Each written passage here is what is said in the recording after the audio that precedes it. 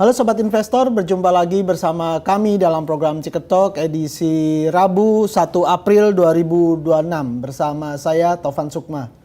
Sobat Investor, indeks harga saham gabungan seperti yang kita ketahui panjang awal pekan dan Selasa kemarin terus berada di zona merah, di mana terakhir pada perdagangan Selasa 31 Maret 2026 indeks mengalami pelemahan sebesar 43,45 poin atau 0,61%, sehingga pada sore hari dia parkir di 7048,22. Seperti kita tahu, aksi pelemahan ini melanjutkan tren serupa yang juga terjadi di awal pekan, di mana indeks juga seolah betah gitu bertahan di zona pelemahan.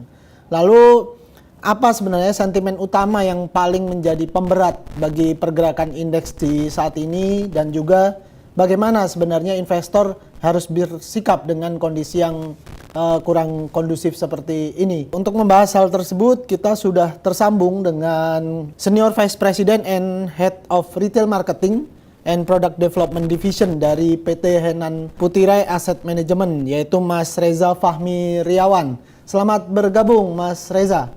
Ya, Mas Taufan, selamat pagi. Selamat pagi Mas, bagaimana ini kita melihat 2 hari pertama di pekan ini indeks terus terendam di zona merah Mas?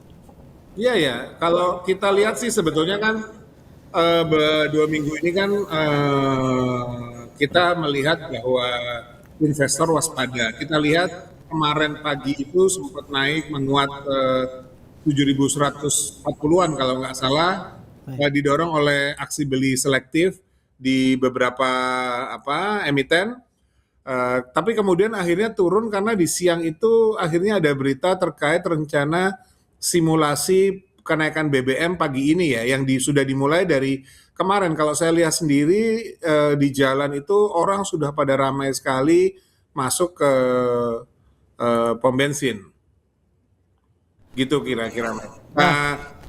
Dan belum lagi kita juga harus lihat bahwa geopolitik dan harga energi itu masih bertahan. Harga Brent oil itu masih di sekitar 107, 106 US dollar per barrel.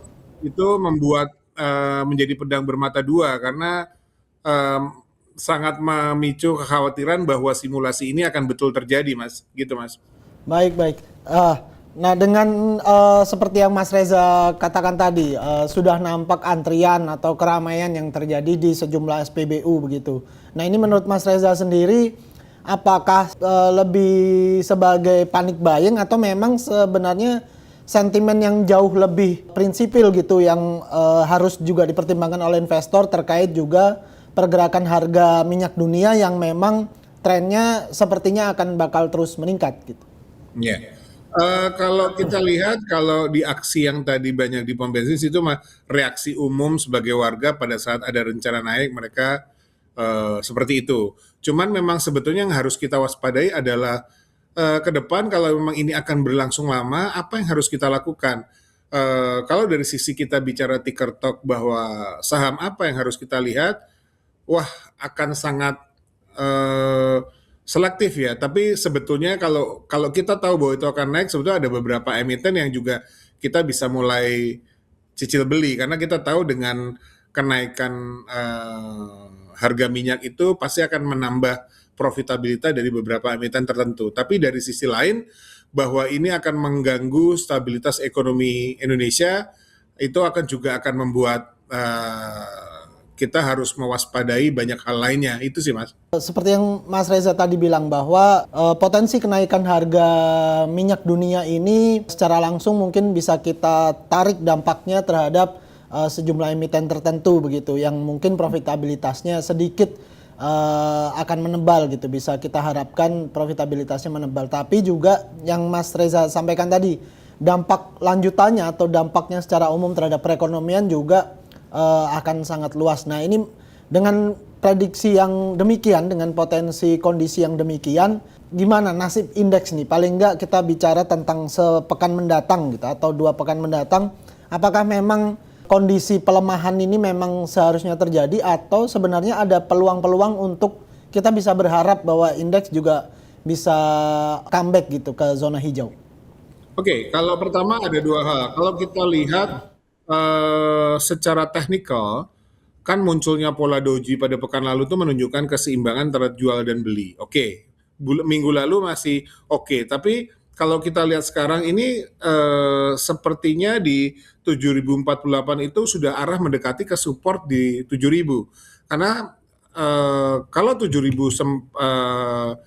ditembus agak lama, mereka akan pasti mengarah ke bawah. Karena mereka sekarang sedang menguji di level resisten di 7.150 sampai di 7.250 untuk lanjut lagi ke 7.400. Jadi sebetulnya kita harus melihat support dan resistennya seperti apa. Karena kalau memang itu benar-benar betul-betul naik seperti yang tadi kita sudah bicarakan, even ada beberapa emiten yang naik itu tidak akan bersifat lama karena berarti itu cuman hanya bersifat sementara dan kita mulai harus pikirin efek domino lainnya terhadap pertumbuhan ekonomi di Indonesia, inflasi segala macam, itu yang membuat investor masih harus wait and see sih Mas.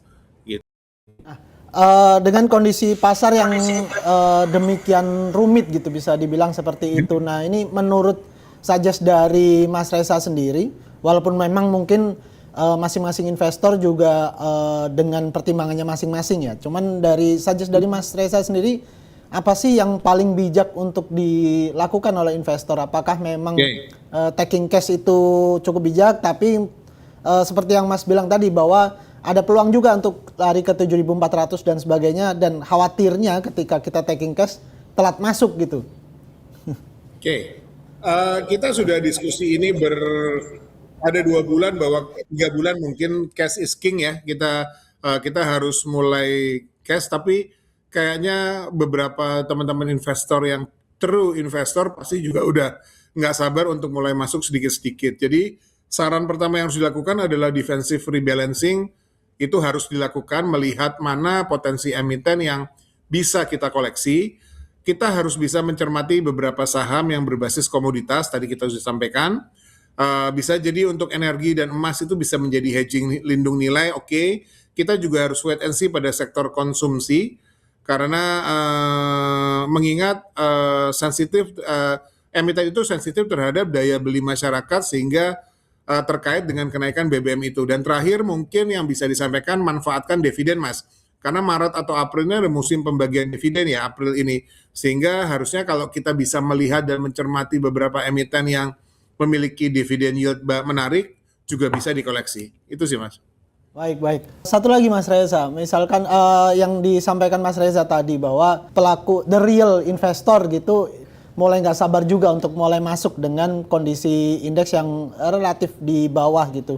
Nah, menurut Mas Reza, nah kalaupun kita masuk ke 1-2 emiten yang kita anggap prospektif, ini sifatnya akan short term kah? Atau mungkin justru karena kondisi pasar gini ketika kita masuk juga harusnya ditunggu aja long term gitu. Dan sebenarnya sektor-sektor apa saja yang menurut Mas Reza itu cukup layak untuk direkomendasikan? Saat ini yang paling bagus adalah masuk bertahap Mas. Cicil nggak apa-apa, sedikit-sedikit sambil kalau sudah ada profit bisa ditarik dulu juga nggak apa-apa. Jadi kita benar-benar harus sampai melihat sampai MSCI menjawab ya.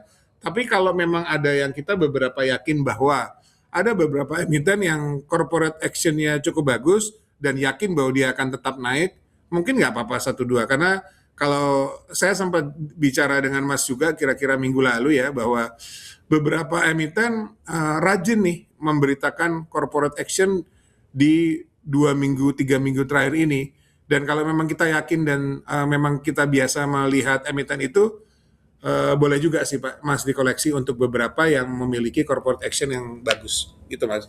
Baik. Saran yang menarik gitu, analisis yang menarik dari Mas Reza. Sayang waktu kita juga cukup terbatas. Jadi terima kasih banyak Mas Reza atas insight-nya bagi para investor. Semoga jadi pegangan yang cukup kuat untuk memulai perdagangan pada hari ini.